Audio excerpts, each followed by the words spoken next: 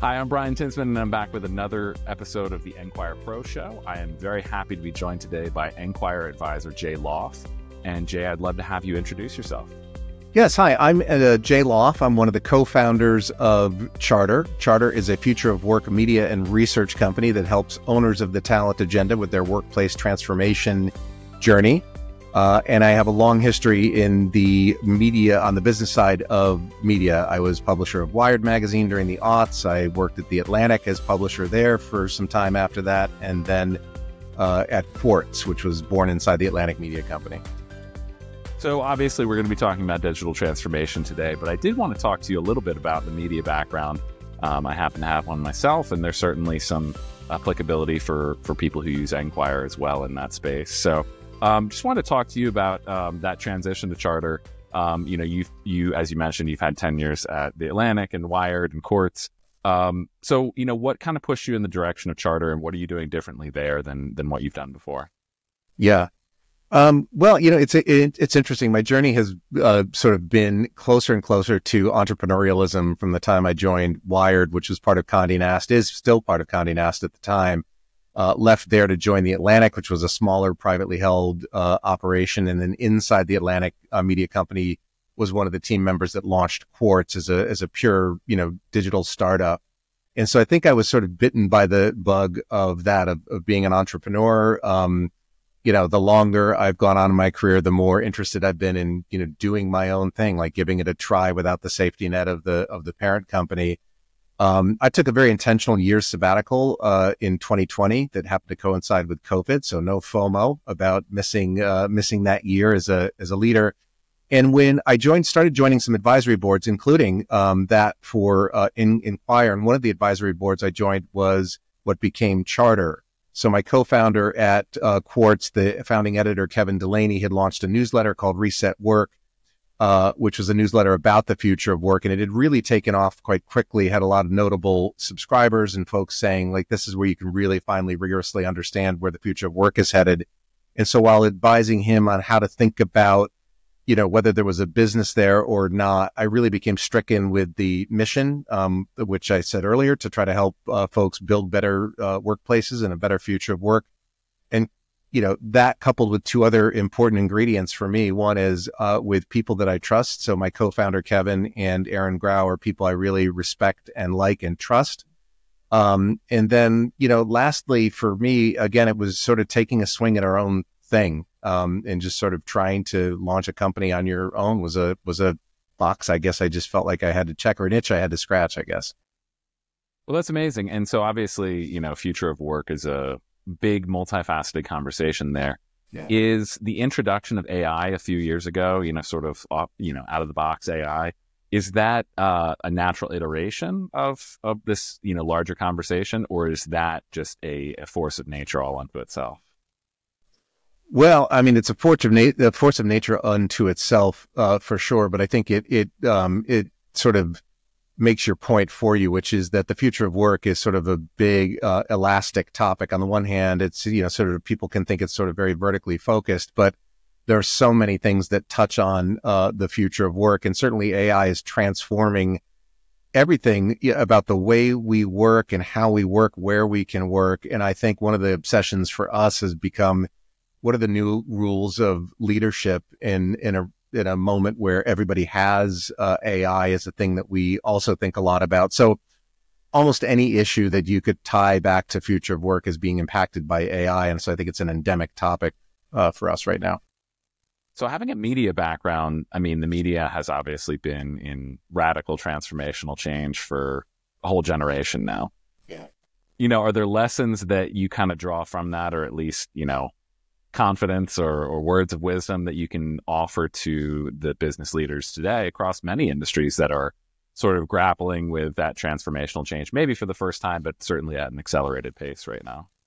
Yeah, I mean, as you noted, a generation of change and disruption, and that's been my generation. So the gray hairs you see in this video are from that for sure.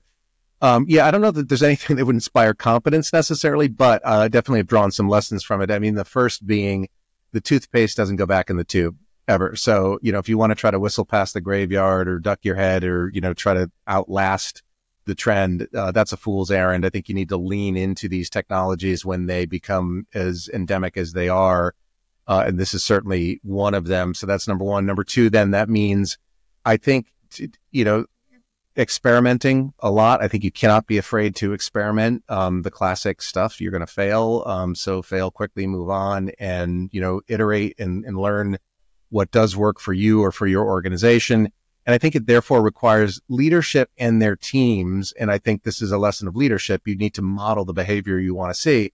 You need to be open-minded. I think you have to have a degree of humility and open-mindedness and openness to new ideas, new ways of thinking. You need to be able to step back from the day-to-day and think about that a lot. And I think those are lessons that were certainly learned over the years of disruption, from print to digital to social to mobile to Picket, and now AI is going to be doing the same thing. So those are approaches I guess I would suggest that any leader take.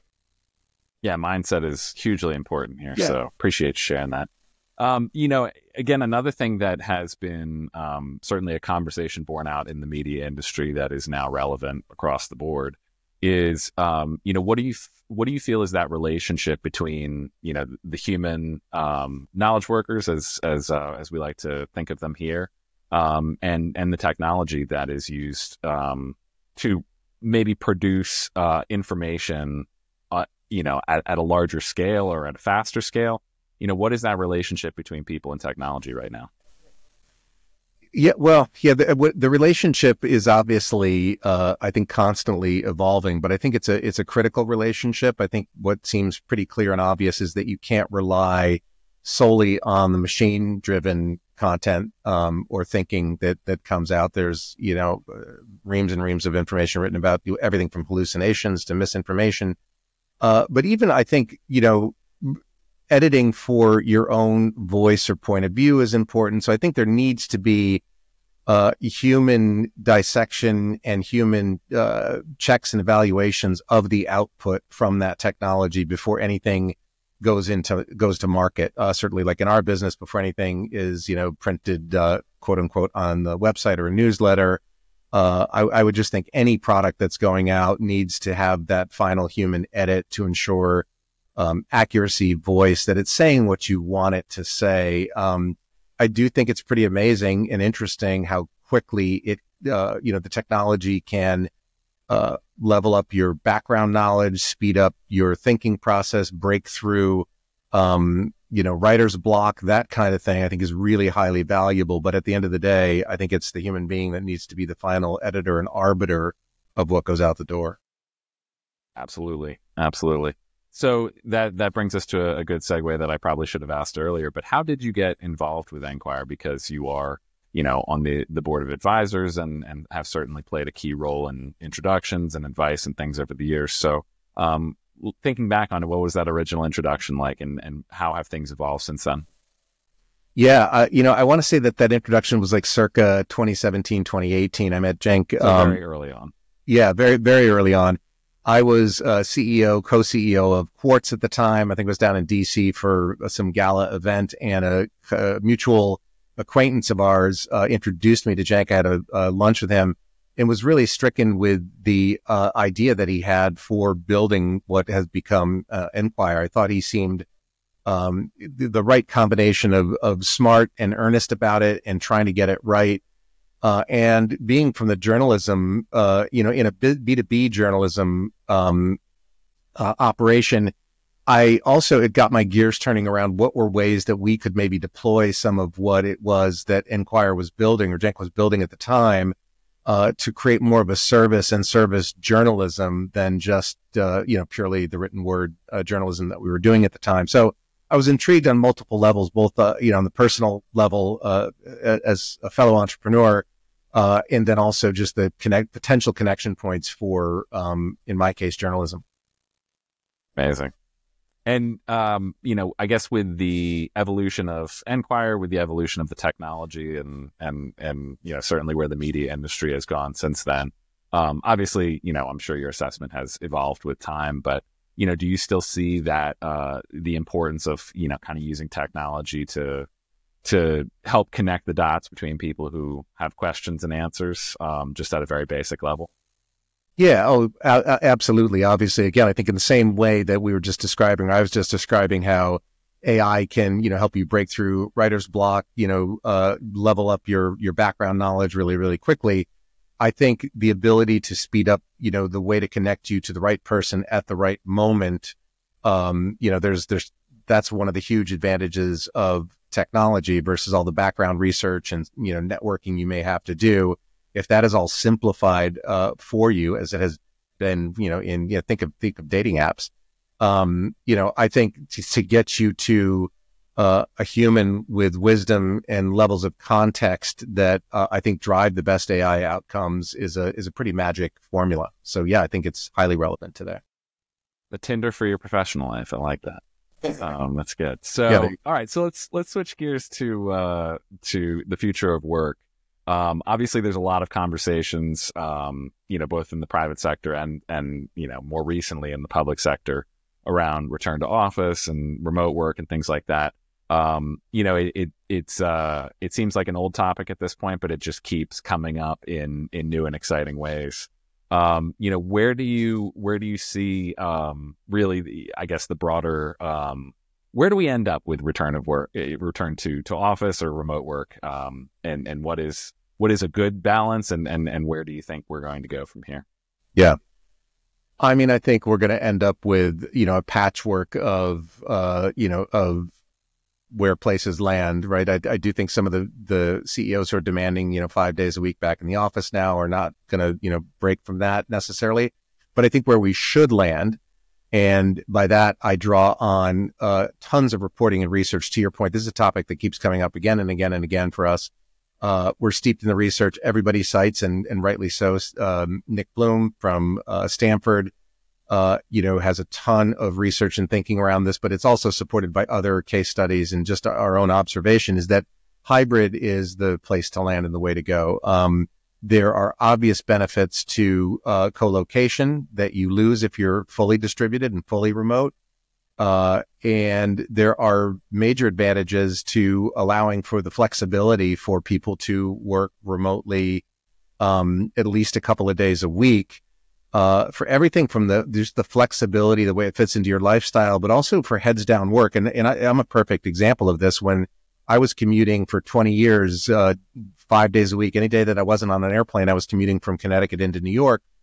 And I used to just pine for, a Friday where I could not be nicked at and interrupted all day in the office, or have the 3.5 hours of commuting that disrupted my productivity, just to be home and heads down. And now that it's the inverse, I go into New York maybe twice a week now. The level of productivity for me when I work from home is extreme. It is definitely less when I commute into the office. So I think hybrid is where this needs to and should net out for most knowledge work industries. And that's my hope. 3 days a week in the office, 2 flexible days is probably optimal.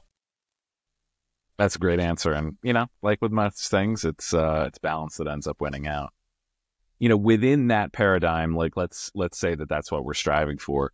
What end up being the most important skills that knowledge workers and, people working in those office jobs need to have? Yeah. I mean, I think there are things that have been sort of well documented at this point. It's things obviously that humans are good at, right? And whether you classify these as skills or traits, I think most of these are learnable and therefore are skills. I think it's adaptability. I think it's the desire for continuous learning. Certainly, and maybe most obviously, critical thinking is an important skill. EQ and the ability to communicate well is the critical skill of leaders of the future, because a lot of the work that AI and technology is going to do for us, I think is in that sort of more solo heads down workspace, whether it's, engineering or researching, writing reports, writing marketing copy. And so the skills that are going to really matter for human beings are collaboration skills, leadership skills, all those things that I just said roll up into that kind of a role. And so that's where I see both the research, the content that we write, and my own observations leading is those critical sort of human skills I think are going to be necessary for the advancement of a career in knowledge work in the coming years. I love that you call that human skills, because I know in the past they've been referred to as soft skills, and as though they are negotiable, or you don't necessarily need to have them. I'm curious, do you think that AI is something that can make that type of skills building and exhibiting those types of skills actually better, or do you think it will just encourage people to take shortcuts? Yeah, I think that's a really great question. And I think, it depends on the day that you ask me that question. There, the optimist in me says, and I've seen examples of this. We've worked with companies, at Charter that have seen this, that, AI coaching, I think can really help people simulating difficult conversations, for example, right? If you can do a simulation where there's not the pressure of, wow, I'm sitting in front of you right now, Brian, and we're about to have a difficult conversation. If I could simulate this in advance, I think that has a chance to help, leaders be better communicators. It can teach you how to open your mind to be a little bit more empathetic. What I do worry about, though, is it's still a simulation. There's no substitution for sitting across from another breathing human being, having them look you in the eye, and you having to coordinate and communicate with that person. That's a whole different thing.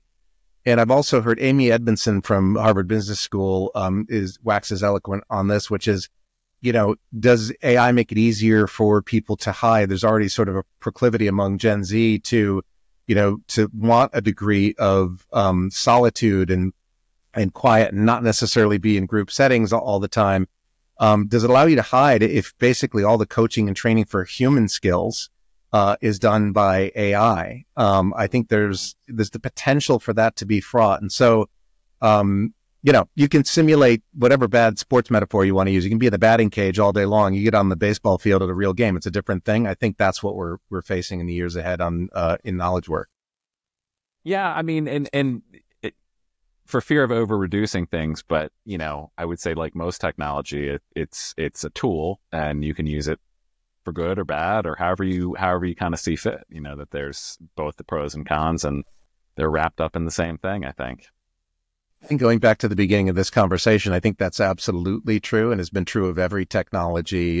Certainly, the internet, social media, mobile, whatever you want to, cite. There's good and bad in it, but the thing you have to recognize is, even if you are fearful of the downsides to it, you are not squeezing the toothpaste back into the tube. So I always think of a wave. You're either going to get run over and flattened by the wave, or you're going to figure out how to ride it. And those are the only two choices. And I certainly think it's, paddle fast and figure out how to ride it. Yeah, totally agree. Well, that's good. So, going back to, I think making operations more efficient, and hopefully not experiencing the downside of the shortcuts that come with that. But one thing that Enquire has always been united behind is this idea of knowledge efficiency, and, finding that best combination of the human expertise, cutting edge technology, data science, human intelligence. How do you see this approach transforming decision-making in businesses? Again, whether that's Enquire or another tool, but, basically that combination of all of the pieces there. Yeah. I mean, in my own, journey, one of the things I'm finding is that automation and AI really help me ask better questions. Again, if you can get a faster, better, more comprehensive backgrounder, the speed at which we're all working today, right? Like, you don't necessarily have time to have somebody, create a dossier for you and then create the space for you to sit down and digest that and then go ahead into a meeting, fully informed. If all of that could be sped up so that when you're in, meeting, you're at decision time, or you're interfacing with people, that you can ask better questions, which again, I think goes back to the humility and open-mindedness piece of leadership. That's what leadership is. I think asking the right, better questions so you surface better answers. Then you can make a smart decision. And I think what you're talking about actually enhances all of that, because it doesn't cut a human being out of the loop, so that you can have that give and take and that dialogue and the benefit of real experience and expertise. but it does speed up your baseline knowledge or your baseline connection to a lot of information that otherwise might be very laborious to get to. And that's how I see it. I think done right, done well, it does unlock a lot of sort of, institutional superpower. Mm-hmm, mm-hmm. Definitely. I've also heard AI as I think in a corporate setting where you might be really excited, you've done the research, you spent the time to put together the presentation or your best questions or whatever the case may be, that oftentimes there's so much emphasis on that we don't end up listening once we're in that room. And maybe if the AI can kind of help speed up that front end process, we have a little bit more brain power or time or bandwidth on the back end to actually learn what needs to be learned and react accordingly. So yeah, I think that's it. I think that's an interesting point. Yeah. I hope that's the case anyway. Right. Me too. Yeah. So, what are your thoughts about, again, kind of going back to integrating AI into the knowledge space, especially where there, again, there might be unique human insights that exist that simply would not be able to be unlocked without AI technology, that AI is not just a chatbot, that it's actually much more of a, connective tissue that can happen within organizations. How do you see that synergy being optimized? I think one of the ways to optimize it is to recognize that, like any technology, the output is only as good as the input. And so, one of the bits of data that we've seen that's been surprising is while, experimentation with AI is adopted more quickly among younger workers, it's actually older workers who are the more effective users of AI, the ones who do tinker with it, because, again, back to the questions, they're asking better, more sophisticated questions. They're setting up context based on their experience that lays the groundwork for a better, fuller answer. They're better at asking the follow-up questions because they've seen a thing before or they've heard these questions before. So, I don't know if that fully answers your question, but I think that's like one of the, one of the optimizations is to recognize that experience is worth something, that technology is only as good as the inputs. And so if we recognize that, lean into whatever skills building, knowledge building that we need to do so that every worker can, get the best and most effective and efficient result from the technology they're using. I think you set yourself up for winning that way. Totally agree. I'm curious what you think of this. I guess it depends on the report that you read, but one of the ones that has crossed my desk recently is that depending on how you ask the question, have you tried, using AI technology in a workplace setting? The answer is very high in terms of percentage, in terms of organizations that have tried it, things like that.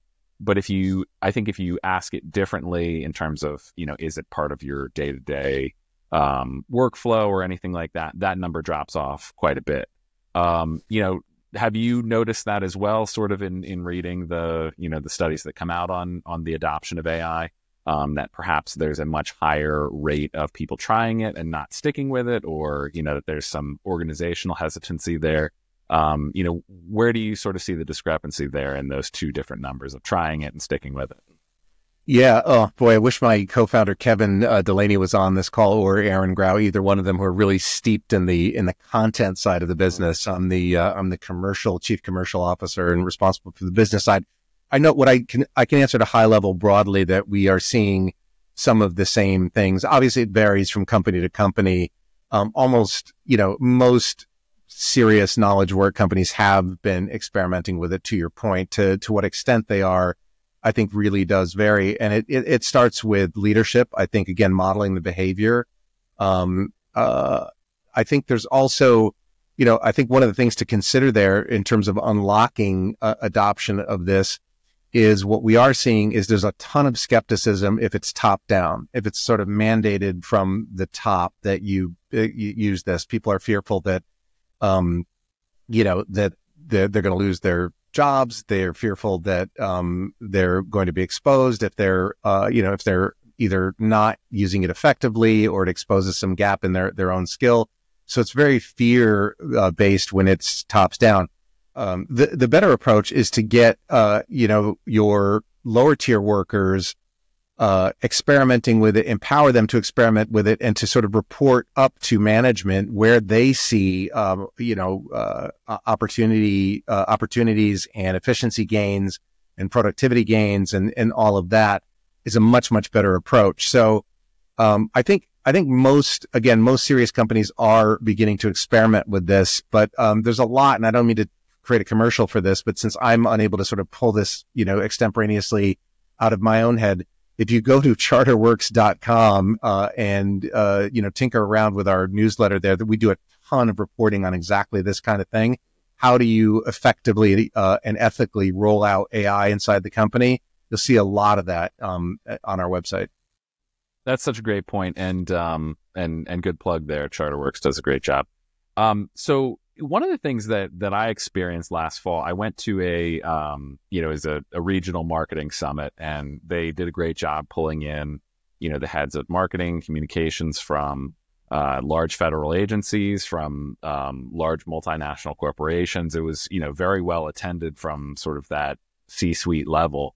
And there were obviously a lot of breakout sessions and topics concerning AI. Mm-hmm. And I was shocked at the number of people who expressed serious skepticism, who said that they do not personally use it, who said they do not empower their teams to use it.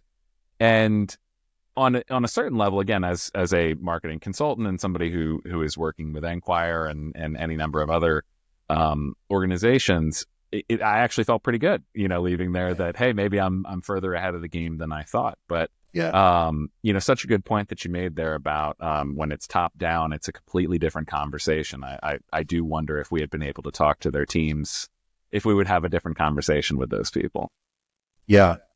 It's there's a lot of fear and there's a lot of uncertainty created by it. And again, I keep going back to the same theme. I think what you can't do is, duck and cover here. You need to engage with it. You need to kind of understand what it does.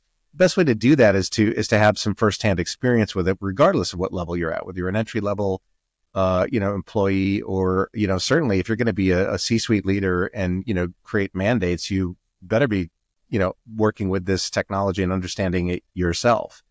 I think there's, what we have to do is get groups who are, sort of typically and traditionally, going to be slow to adopt to do so earlier, or they're going to get left behind. We see this with, all of the classic groups that get marginalized here. Women, people of color have been slower to experiment, to use it, are more afraid of, what the implications at work may be.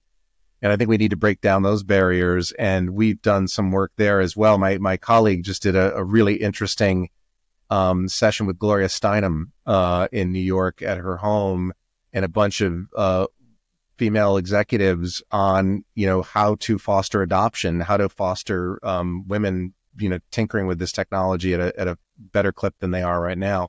I think it's really kind of a critical, social requirement that we do that. So there again, if that's top down, if that's inside out, I'm curious, what do you think will be some of the most effective ways of, encouraging adoption on where technology is and where it's going? Yeah. Well, I think again, first it's not, it's being transparent. I think, one of the things we also see a lot in the research is, if you are, as an organization, from the top down, or as you say, sideways, or your immediate boss, if you're open and honest and transparent about what you do know and what you don't know, that some of this is experimentation, that some of this is a journey, I think it takes some of the fear out of it. If you're at a lower level in the company, you can breathe easier. Okay, these guys don't have it figured out either.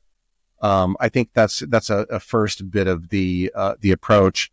And then what I was saying earlier, I think is critical, is to engage, the individual contributor, around this use of technology. Because if you use it, so in essence, as part of a startup, at moments in my day, I'm an individual contributor and I use AI. And, initially I had all the same kind of concerns that most people do.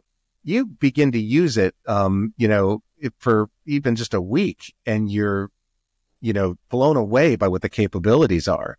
And the time it saves you. And, again, the way it levels up your knowledge base so quickly. I just think it's about getting more and more people comfortable testing and learning with it while acknowledging that you don't have it fully figured out yourself if you're at the top of the heap. I think that makes a lot of sense. And it's something that, I of course strongly encourage people to try out different platforms. When DeepSeek came out a few weeks ago, I was tempted to. I haven't quite cracked that nut yet. I don't know how much access I want to give to the rest of the world, but I've used it since it came out in September 22, and it's definitely a part of my workflow. And as a consultant, it held off the amount of time before I needed to hire somebody full time.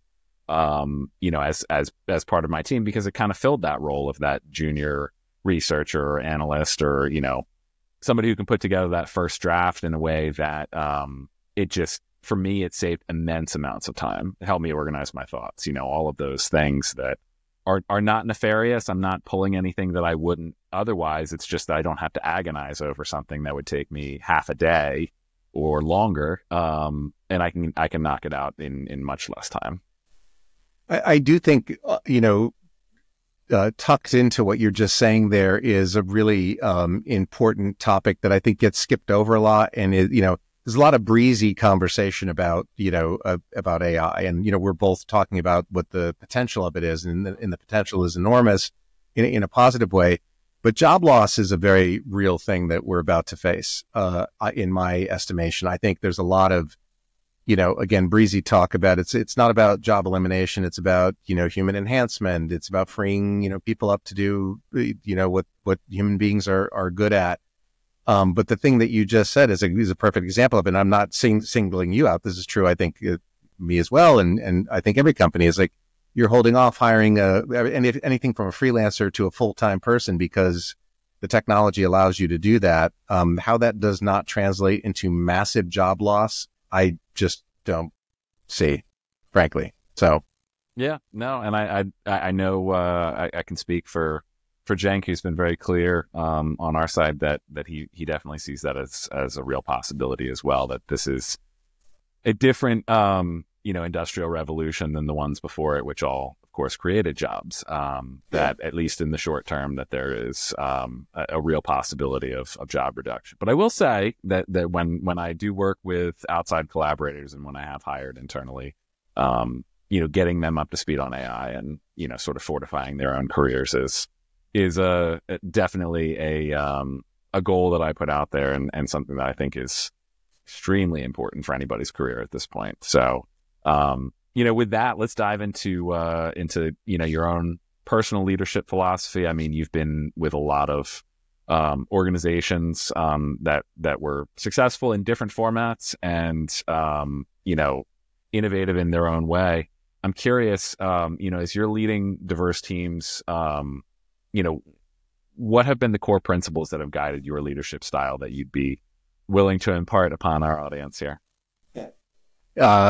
Yeah, for sure. This will maybe be a little bit repetitive, but I think I've not through any sort of major premeditation, but more just natural instinct, adhered to a lot of the core principles that I think are relevant today. So I've always approached leadership from I think a relatively humble point of view, recognizing that I have a lot to learn from my team and the people around me. One of the requirements that I've always had for, people who ascend into management for the first or second time in their career is that when you hire somebody, you need to check the box on what are they better than you at. If they're not better than you at a thing, then I would not allow people to hire someone, because that's, at the end of the day, I think what makes great leaders is you're standing on the shoulders of people who are really, really talented and fill in your own gaps. So I think having humility is critical to being able to piece together a team that is like that. That's a team of all-stars. So I think, humility is one. The other one is modeling the behavior. I think if you want people to show up a certain way inside the company, whether that is to being inclusive or hardworking or whatever the thing is, you better be modeling that yourself. I think that's a critical piece of the philosophy. And then, for me, it's always been the diversity piece of it, I think, has been critical. There's so much discussion of this right now, but I have benefited so greatly over the 30 plus years of leadership from diverse points of view. And I mean, therefore, diversity writ large. And certainly that rolls up into people's experience in terms of what their identity is or what their background is. But I just think it has been one of the major material boons to the success of the operations I've been a part of, and so have embraced that from the beginning. Is part of that openness, I think, is a willingness to learn from people who've got completely different points of view.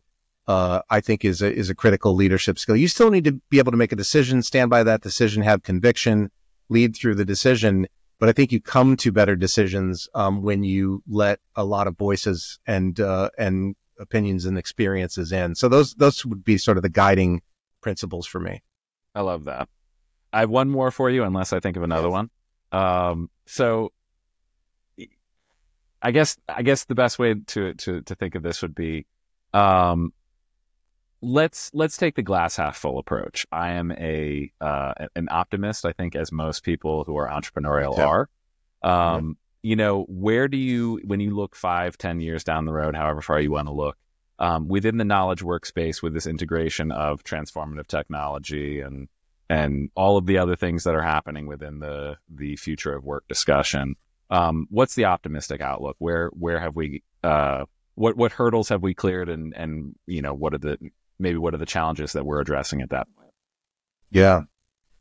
Boy, I mean, certainly in the biomedical space, I think there's such immense amounts of upside that are hard to even conceive of right now. The pace of this kind of stuff is, you look back, I know this from my time at Wired, you look back and you say, oh my God, like how'd that happen that quickly? I think there's a huge amount of opportunity in that area. I'm not saying anything original there, but it's one of the areas, to your point, as an optimist, that I'm really, really excited about. I think there are opportunities for better, clearer, more objective information dissemination, whether it's in a B2B context like Enquire does, or in a B2C news context. I think right now, we are in the deepest swirl of the disruption of that, with the low barrier of entry to be any kind of a media person, whether you're a TikTok influencer or a blogger or whatever the thing is, a newsletter publisher. Anybody can kind of get into this game, and clearly trust in media is at an all-time low. But I think that bottoms out over the next 5 years, and I think AI has a chance to help it come back by creating guardrails, and almost the fact that it's a technology and not a human being up there ranting and raving and trying to persuade you with their body language and their charisma. If there's a more dispassionate vehicle for disseminating information, I think there's a chance to get back to some sort of objective reality, shared objective reality here. And those would be two areas that I think are, potentially really positive and interesting and hopeful. Well, I love the optimism, and let's hope you're right. There's something cathartic in the depths of the swirl of disruption, as you mentioned, but that there's sort of a bright future that we can all choose. So hopefully we choose the right one, and we're having that good conversation to look back in a few years and see if you were right. So really appreciate your time today, Jay. Absolutely. Thank you, Brian. Yeah, really appreciate it too. Fun to chat, and hope that's useful for the viewers out there. Absolutely. And last thing, I would be remiss. Would you like to plug, obviously, Charter and the good work that you're doing over there? Anything else?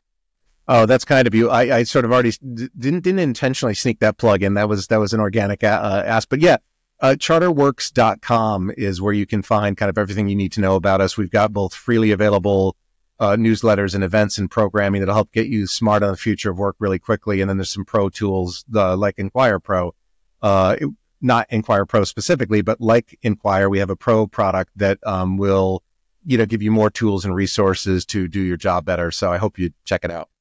Absolutely. And that's another good plug for Enquire Pro. If you guys are interested in figuring out how you can work AI more into your tech stack and workflow in a professional setting, then please head over to Enquire AI/Pro. And thank you, Jay Lauf, for joining us today. And we'll talk to you again soon. Sounds good. Thanks, Brian. Thanks, Jay.